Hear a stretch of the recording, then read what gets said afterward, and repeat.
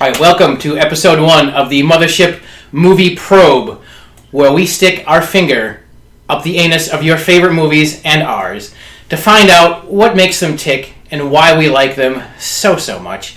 First up is one of our all-time favorite movies, one of my all-time favorite movies, is Jurassic Park. So we've come up with a list of categories where we're going to break it down to as far as a list of favorites. So favorite characters, iconic moments, favorite lines, Easter eggs and crossovers, surprise moments, and I added what did you learn, who is the hero and who is the villain. So welcome to episode 1, again, of the Mothership Movie Probe. So, who wants to go first? You want just be open interpretation, like, whatever. Do we want to start by, I want to go. Yeah, let's go right down the list. So I'll kick it off. My favorite character, and I have 3. Okay. That's okay if you have more than one. I have 3. My favorite characters are Ian Malcolm, the Jeeps, because they're just so cool, and the T-Rex. My favorite characters. Yep. Keri, who's your favorite characters? Ian, Hammond, and I guess we'll go with the T-Rex too. The T-Rex is a pretty good one. Yeah. Adam, who's your favorite characters? I like Dr. Grant and Dr. Malcolm because they're almost like two sides of the same coin. Like, they're both scientists, they both doing their own thing, but they both have completely different points of view on things. That's true. That's funny. We all had Dr. Malcolm for favorite character. Yeah. That's great. I mean, yeah. And I liked Ellie too. I mean, have you seen Jeff Goldblum shirtless? That's true. Sprawled out, shirtless, in the Jeep. Must go faster. All right, so next is our iconic moments. So I'll go. My iconic moment, and I have 3 of them. First off is the T-Rex footfall. Mm-hmm. Boom. You see the water in here that's a very iconic moment. Then I have Hammond saying, "Welcome to Jurassic Park." Very iconic moment. And in the end, the T-Rex wrapped in the banner that says, "When dinosaurs ruled the earth." I think that's a very iconic moment. Oh, yeah. Keri, what did you have? I had those same 3 things, because the Welcome to Jurassic Park, I get chills almost every time I watch that scene. Mm-hmm. After 20 years of my life, I still get that. It's a fun moment. Yeah. I also have, let's see, the T-Rex versus Velociraptors at the end. Yes, good one. Good one. And then it's a good fight. Velociraptors in the kitchen. Ah, yes. So. Good one. You guys are all organized with your notes. I'm just going right off the top of my Go for it, Adam. What did you have? But mine are all different from your guys'. Go for it. Yes, please. So my first one is obviously the talk about life finding a way. Yes. I love that moment. That's great. Everybody knows that line. Mm-hmm. Life finds a way. Finds a way. My second one, maybe not so iconic, but it's the one that sticks out in my mind, is the little DNA guy. Yeah. Baby explaining how everything works. Dinosaurs. Just prick your blood and make a new dinosaur. And then my third one is the moment when they first see the Brachiosaurus walking over the treetops, and it absolutely blows their mind. They can't even speak. They just grab it and turn it. Say, that's my favorite part. Nice. And it was good acting in the movie, too. Oh, yeah. It was good acting, and it sold it. This is what, we can get to the effects later on, but it was one of the first movies to use computer-generated graphic effects to this extent. A lot of those actors I don't think I've seen in a lot of other things. Like Dr. Grant, I haven't seen him in much. No, now Hammond, played by Attenborough, he was always in documentaries. Yeah. Right, so he's a very iconic voice in a lot of BBC documentaries, so he's been around for a long time, but he hasn't really acted in too much other than documentaries.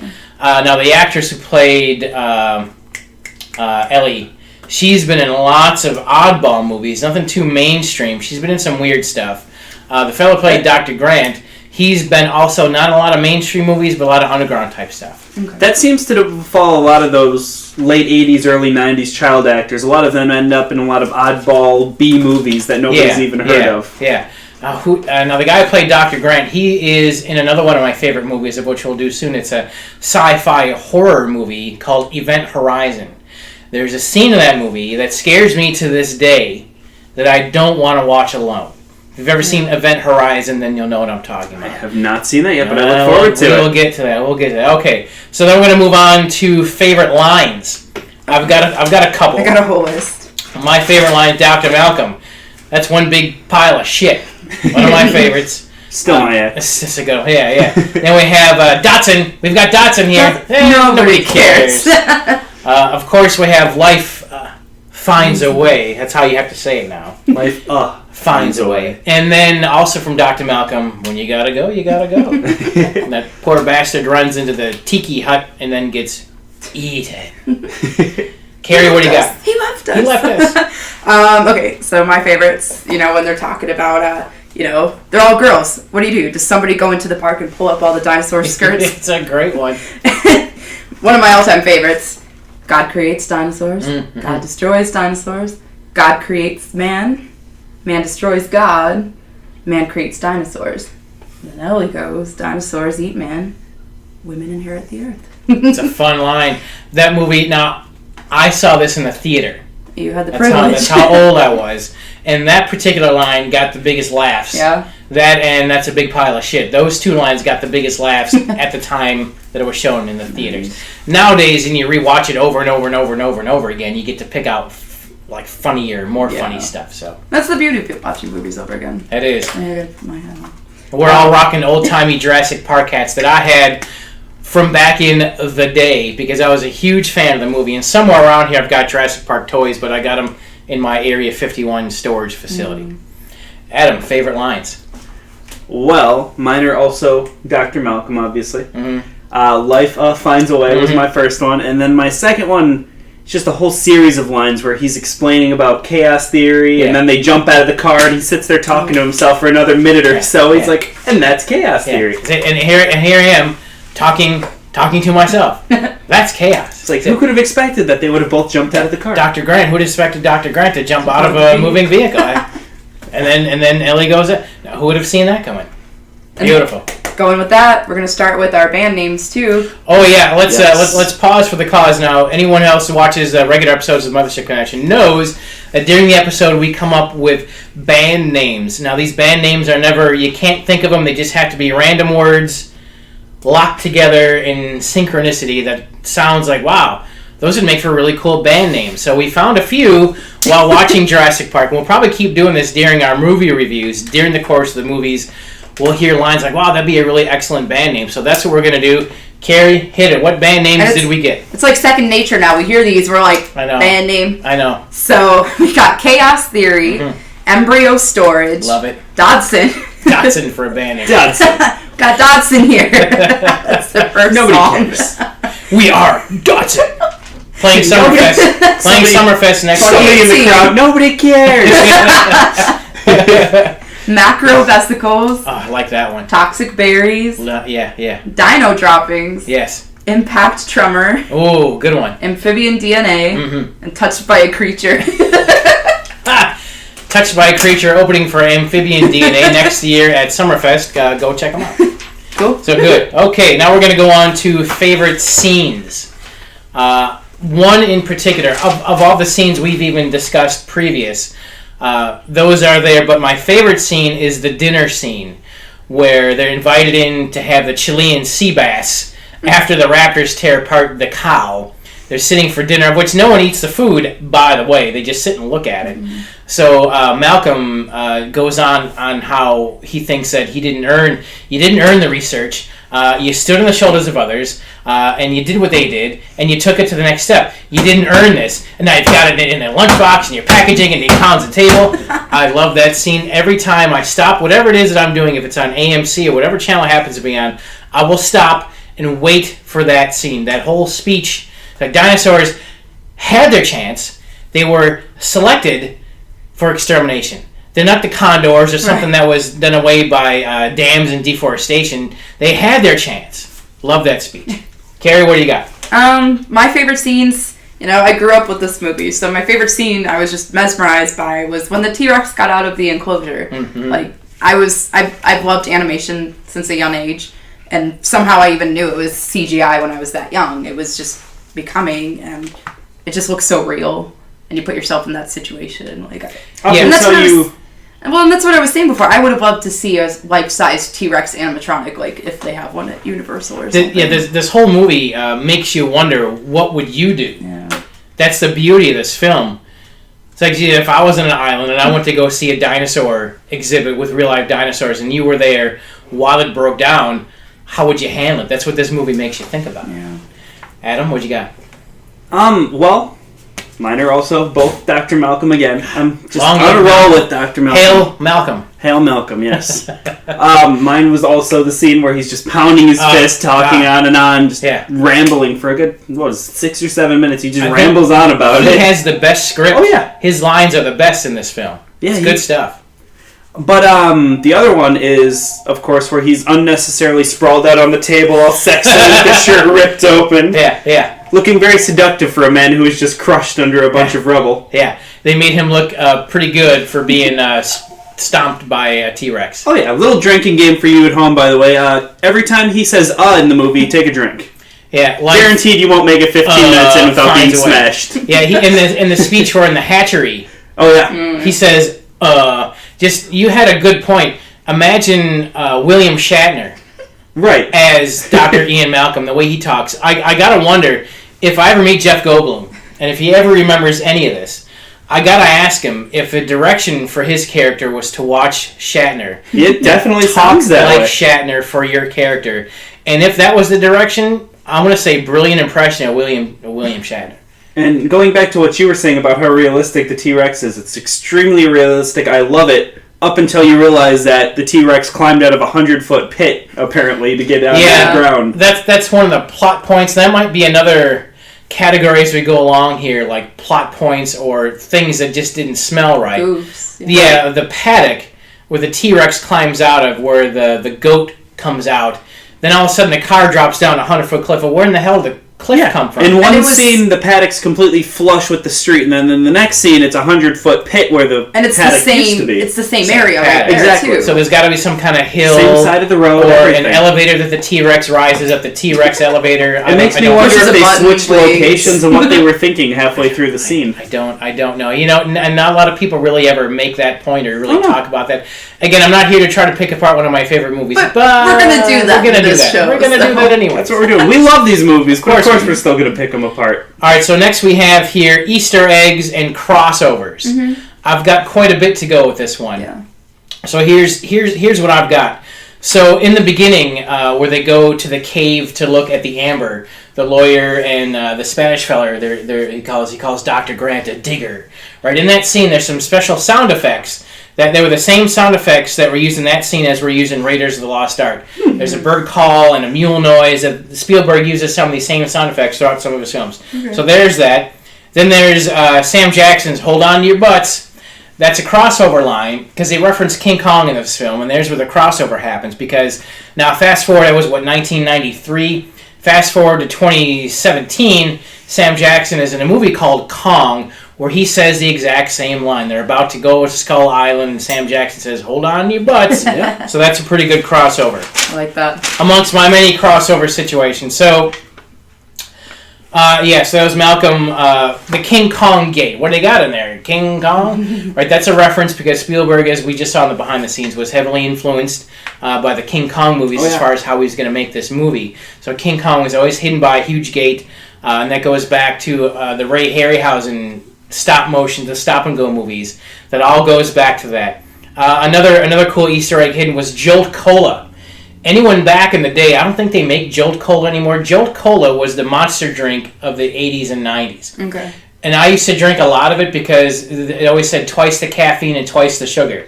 So it tasted like flat Coke, but it was very potent. You'd be awake for hours afterwards. That was a cool reference. So then the T-Rex paddock, when the T-Rex eats the goat, he's like, and he gulps it, and then he stares and looks.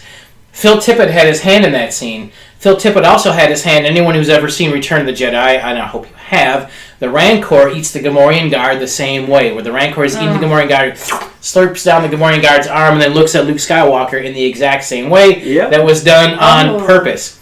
Also, Baby Secret of the Lost Legend, the only dinosaur movie before Jurassic Park. This was in the mid-'80s. Team travels to the not the Ivory Coast, but the west coast of Africa and the Congo region looking for a brontosaurus. And Dr. Grant, when the brachiosaur comes up face to face, he goes, "There, baby."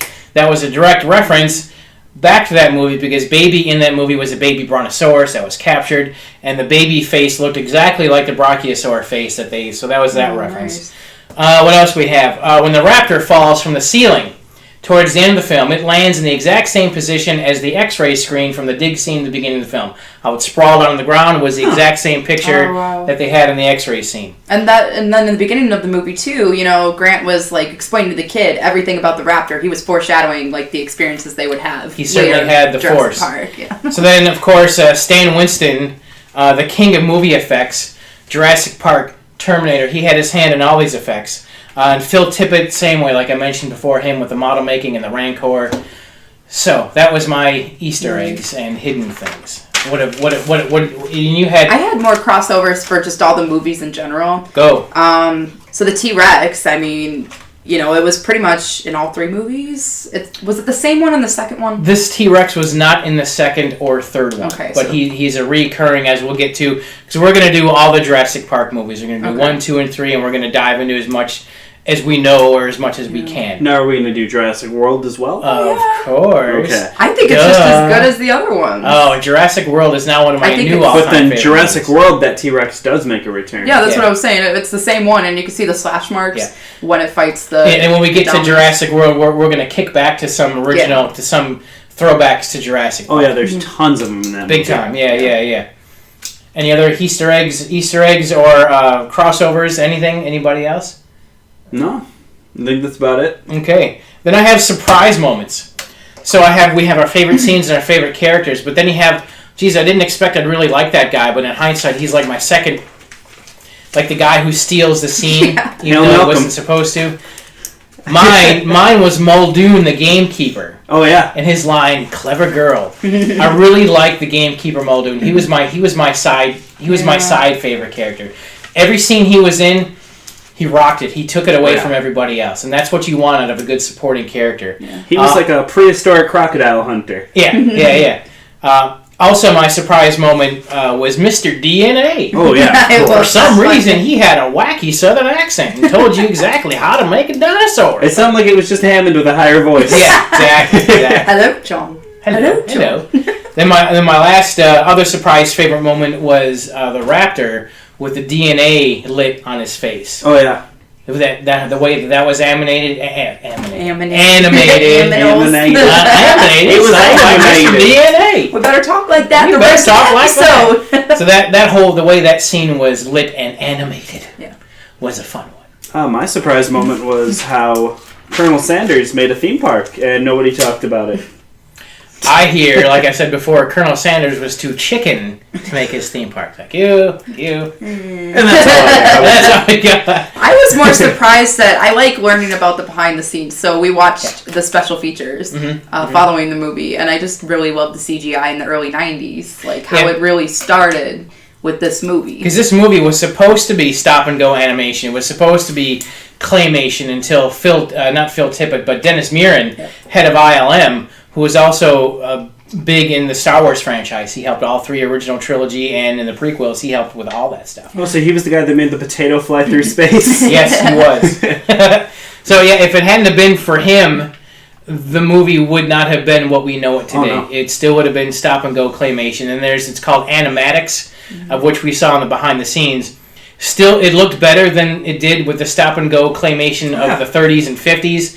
It still looked better than that, but it still looked like stop-and-go animation. Yeah. And it would not be the classic that it is today. I mean, Spielberg even said that he didn't think this movie was going to be a classic like the original King Kong, but as it turns in time, I think he's wrong. I think Jurassic Park is a classic movie. If they Oh, go ahead. I was just going to say, if they had done the entire thing with those animatics, it would have been like watching Robot Chicken for an hour. Not that there's anything wrong with Robot Chicken. Oh no, Robot Chicken's great. But it's not what you want in a feature film of this magnitude. They took especially not with the budget that they had. Yeah. Can you imagine if Robot Chicken had a multi-trillion-dollar budget? How much better it would be? They'd use live people in costumes instead of animating everything. All right, so what did you learn? The two things that I learned. I learned that I really, really love Jeeps. Especially the 1992 Jeep Sahara Special Edition. It's going to be our Mothership vehicle at some the point. Wrangler Sahara Edition is my new favorite vehicle of all time. And I never really learned that, according to some, that birds evolved from dinosaurs. Yeah. I remember when I learned about dinosaurs as a kid, they kind of tiptoed around it. Yeah. We didn't really learn too much, but I never knew And if I did learn, I guess I'd forgotten over the years. Yeah. But it turns out that seems to be a predominant theory in dinosaurs, that birds evolve from certain types of dinosaurs. Well, And I guess I didn't know that. And even nowadays, they say that reptiles are closely related to birds. Yeah. In the genetic sequence of things. They say a lot of the reptiles alive today, like Keri and I own a couple of bearded dragons, and they say that even within the next million years, they could be evolving into different kinds of birds as well. Fascinating. Yeah, that's good stuff. In second grade is when I really started to love dinosaurs. We had a whole unit on it. Every week or every day, really, we would read different books on it. And I was like 7. So then, this was 10 years after Jurassic Park came out, too. And, I did know that they were derived from... Yeah, and what kid doesn't love dinosaurs? Oh, yeah. It's fun. But when I was a kid, the only dinosaur movie I had... I was born in 1972. There weren't a lot of dinosaur movies out there because the effects weren't there to do it, so there were cartoons. So all I had were Godzilla cartoons... and they were only okay at best, and Godzilla's not like a real dinosaur. No. But that's kind of all we had to go on. So without cartoons, and then we had the Baby Secret of the Lost Legend, which I want to say 82, 83, I could be wrong, mid-80s. But that's really, as far as dinosaur movies, that's all I had. Then Jurassic Park comes along, and I'm 20-something years old, and I'm like, wow, it's about time. Oh, yeah. It's about time.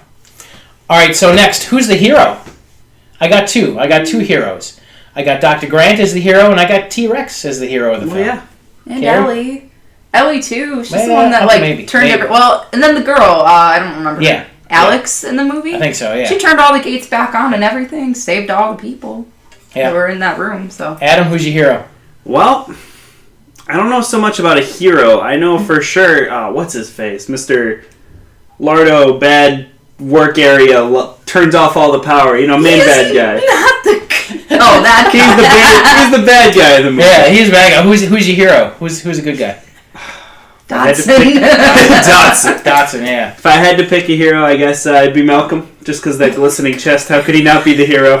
The glistening chest of Ian Malcolm is the hero of the film. Makes me imagine him in that outfit riding up on a white horse, long flowing hair. Newman.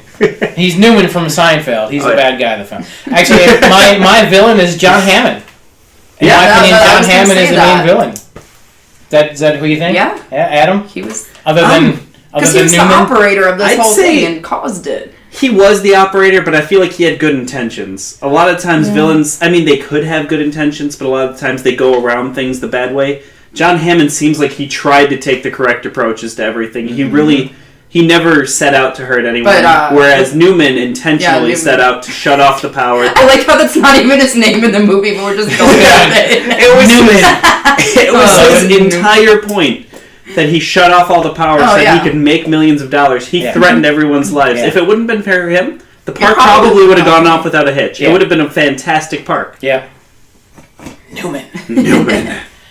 All right, so that's our Mothership movie probe of Jurassic Park. And this is one of the movies that I love watching. This is the movie probe. We have stuck our finger up the anus of Jurassic Park, and this is what we pulled out. Let us know what you think. On our message boards on the Facebook and email, however you want to get a hold of us, who are your favorite characters in Jurassic Park?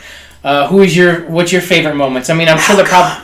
It's Dr. Malcolm's chest, the hero of the film. I'm sure they're probably similar to ours, but we want to know what you guys think, and we're going to be doing more of these. So obviously, the first one was Jurassic Park. Next is more. You say. Movies. Jurassic Park: The Lost World is up next. Then of course there's.